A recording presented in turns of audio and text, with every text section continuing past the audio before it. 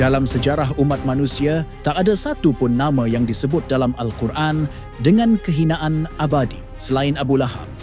Ia bukan orang biasa, ia adalah paman Nabi Muhammad sendiri. Terhormat di kalangan Quraisy, bergelimang harta, dikenal dengan wajah yang bersinar merah hingga mendapat julukan Abu Lahab. Tapi justru dialah yang dicatat sebagai simbol kebinasaan oleh Allah. Inilah kisah tragis kematian Abu Lahab dan istrinya Ummu Jamil.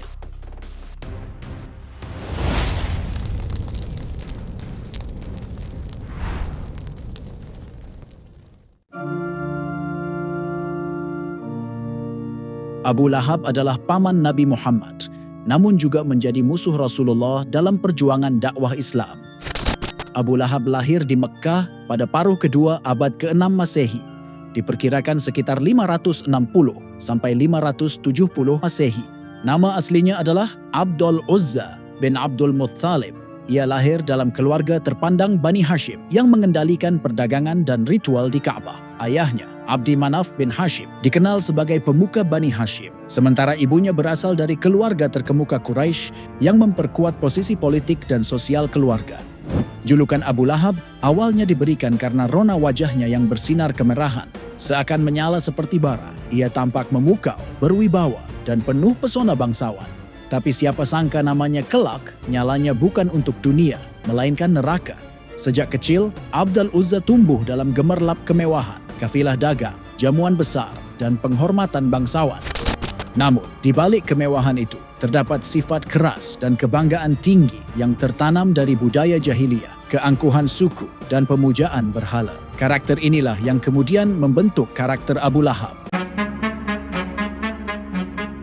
Tak hanya itu, di balik sosok Abu Lahab, salah satu musuh paling keras dalam sejarah dakwah Nabi Muhammad, berdiri seorang wanita yang tak kalah bengis dalam kebenciannya terhadap Islam. Dialah Ummu Jamil binti Harb, atau lebih dikenal dalam sejarah dengan gelar yang mengerikan, pembawa kayu bakar. Lahir dari garis bangsawan Bani Umayyah dan merupakan adik kandung Abu Sufyan, Ummu Jamil memiliki segala hal yang membuatnya disegani di Mekkah. Nama besar, kedudukan sosial tinggi, dan lidah yang tajam. Namun semua itu digunakannya bukan untuk mendukung kebenaran, melainkan untuk menyerang keras ajaran tauhid yang dibawa Rasulullah. Permusuhannya bukan sekadar karena pengaruh suaminya. Ummu Jamil bukan pengikut, ia adalah penggerak. Di balik layar, ia menyusun skenario-skenario fitnah, menyebar hasutan dari satu pasar ke pasar lainnya, menanamkan kebencian kepada siapapun yang mulai tertarik pada Islam. Ummu Jamil adalah orang yang selalu menaburi duri dan onak di jalan-jalan yang selalu dilalui Rasulullah, berharap kaki Rasulullah terluka, hancur, dan semangat dakwah padam.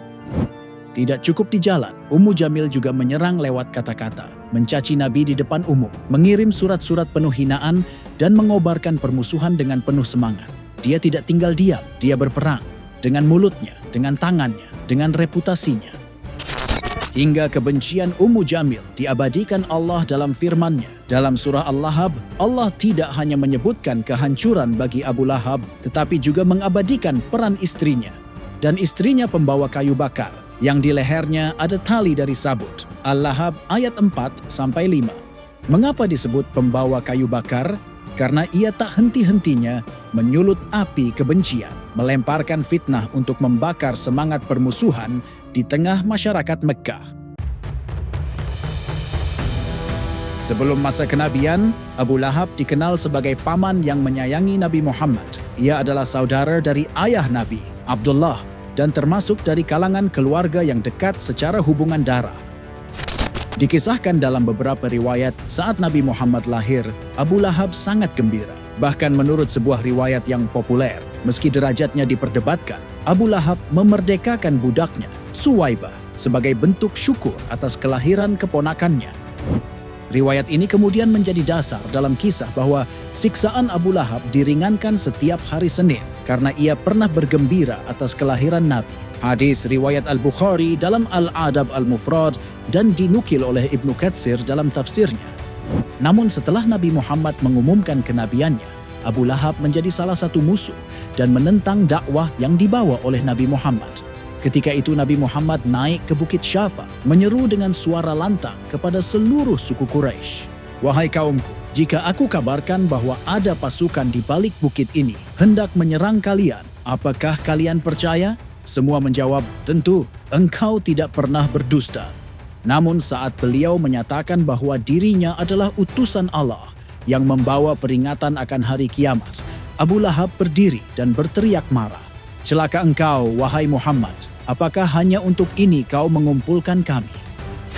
Sejak saat itu, Abu Lahab menjadi musuh terdepan dakwah Islam. Ia bukan hanya menolak, tapi aktif menyerang, menyebarkan propaganda, hingga kebenciannya diabadikan dalam surah Al-Lahab ayat 1. "Binasalah kedua tangan Abu Lahab, dan sungguh dia akan binasa."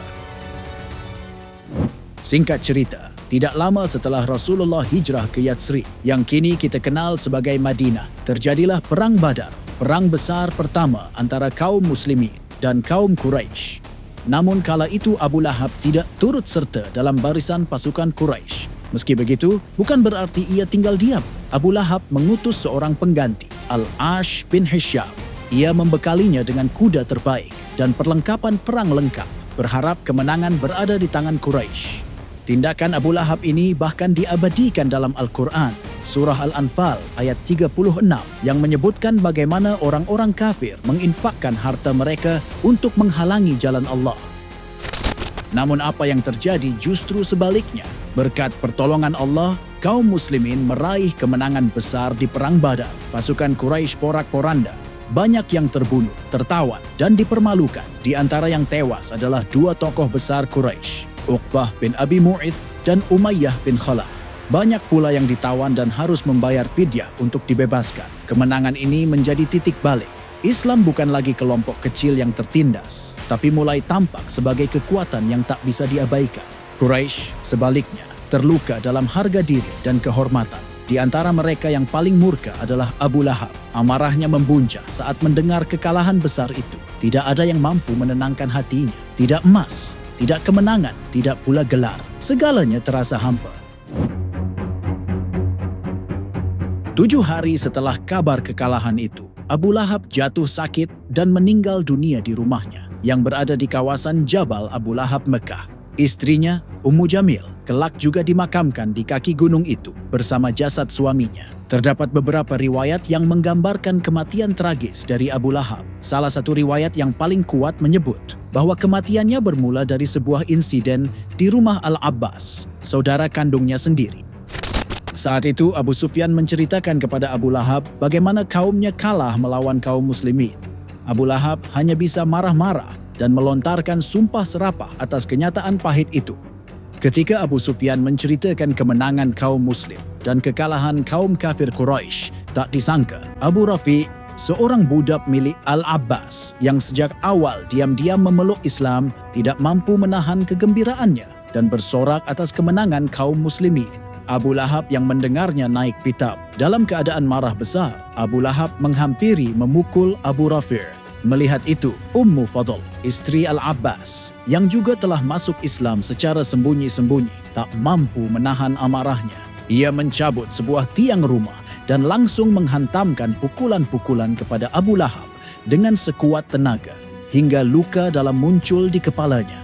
Ummu Fadl berkata, "Beraninya kamu memukul Abu Rafi' saat majikannya tidak ada." Darah pun mengucur dari kepala Abu Lahab. Dengan tubuh babak belur dan wajah penuh luka, Abu Lahab pun pergi dari rumah saudaranya. Luka akibat pukulan itu semakin parah. Menurut riwayat, luka tersebut menembus hingga ke dalam kepala, menyebabkan infeksi dan pembusukan yang mengeluarkan bau busuk. Orang-orang di sekitar pun mulai menjauhinya. Mereka khawatir jika luka Abu Lahab tersebut dapat menular dan menimpa mereka. Istrinya sendiri, Ummu Jamil, yang dikenal sebagai Hammalat al-Hathab, pembawa kayu bakar, tidak peduli dan meninggalkannya, pergi bersama anak-anak mereka. Abu Lahab pun akhirnya hidup sendiri. Ia mengerang pedih tanpa ada yang membantu. Dan naas, tak lama kemudian Abu Lahab benar-benar tewas. Namun, kehinaannya belum selesai. Selama 3 hari, jasadnya dibiarkan tergeletak, tanpa ada yang bersedia mendekat. Apalagi menguburkannya. Para warga tidak berani mendekati jasadnya karena takut tertular. Namun, pada akhirnya, karena bau busuk yang kian menjadi, maka digalilah sebuah lubang kubur baginya. Karena bau busuk yang sangat menyengat, bangkai Abu Lahab didorong-dorong dengan sebilah kayu sampai masuk lubang. Tidak hanya itu, prosesi penguburan pun berlangsung secara mengenaskan.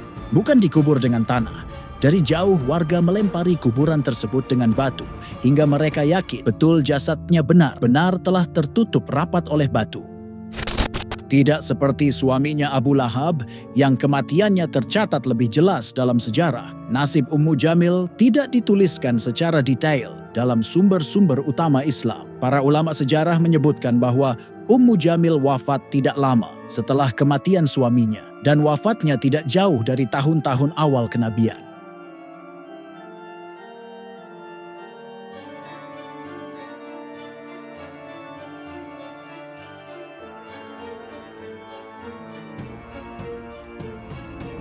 Sahabat beriman, jangan lupa berbagi informasi dengan share video ini, karena sebaik-baik manusia adalah yang paling bermanfaat bagi manusia lainnya. Wassalamualaikum warahmatullahi wabarakatuh.